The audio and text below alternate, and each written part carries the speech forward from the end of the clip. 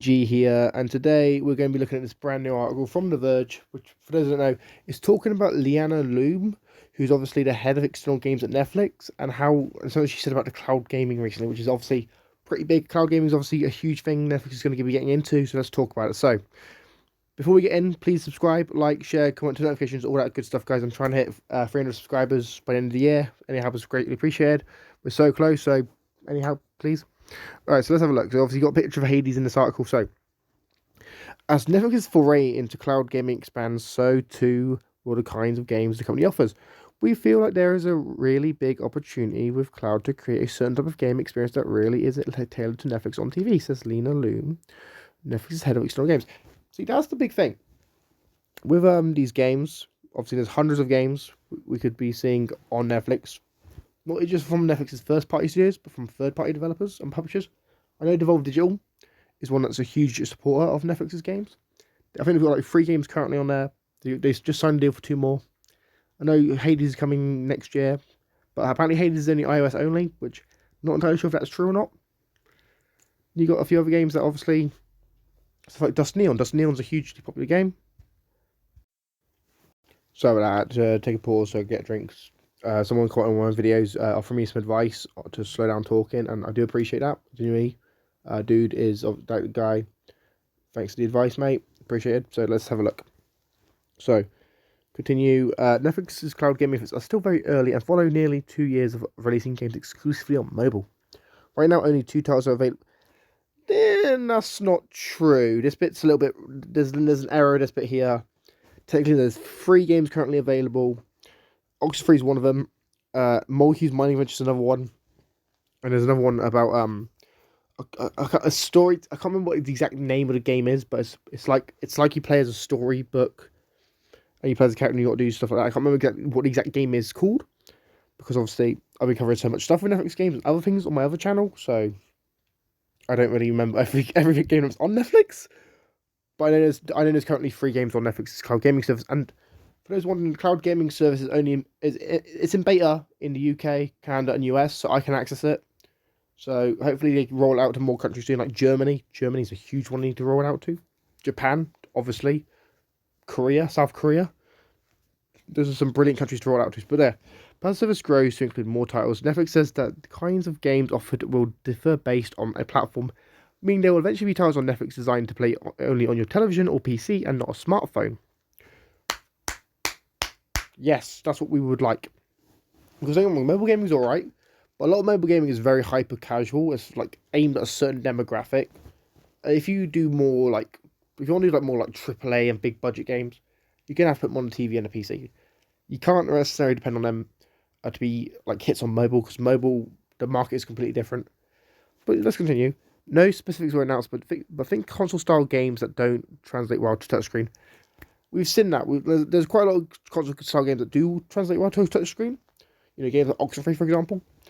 But then there's other games that won't translate well. Like if Netflix releases a big budget Stranger Things game, um, that's not going to work well on the phone. Like the touchscreen, not going to be the best way to play that game.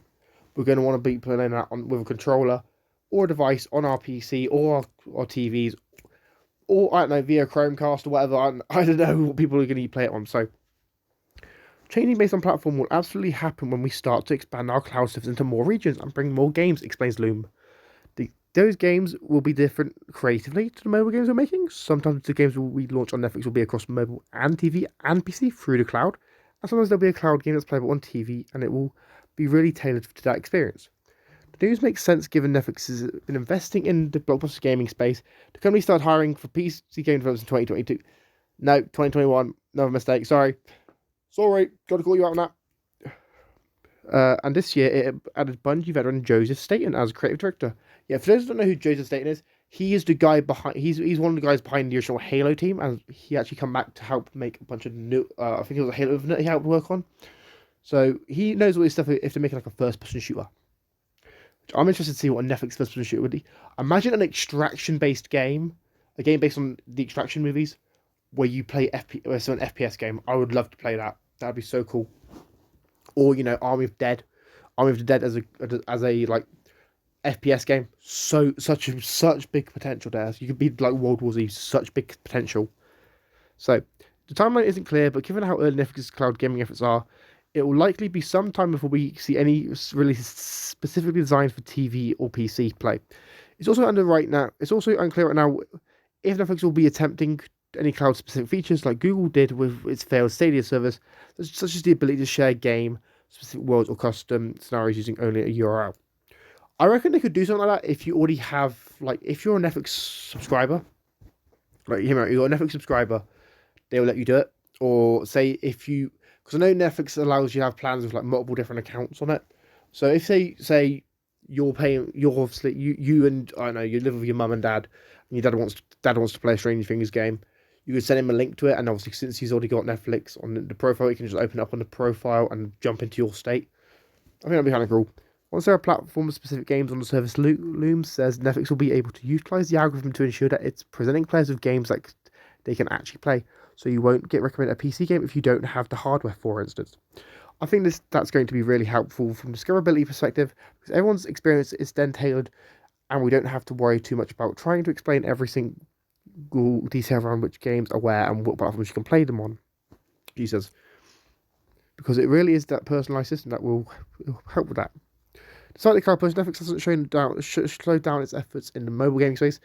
At Geek Week this past weekend, the company announced a number of titles, including the mobile debut of indie darling Hades.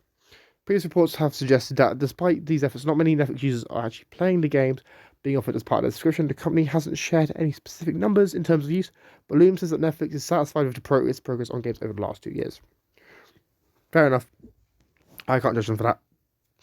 Because I guess when you're first breaking into an industry, getting any attention's good attention. Based on where we're at, we're really very happy with how many members are playing the games today. She said the scale and that investment is relative to the amount of members playing. So, as with any new business, we continue to scale over time.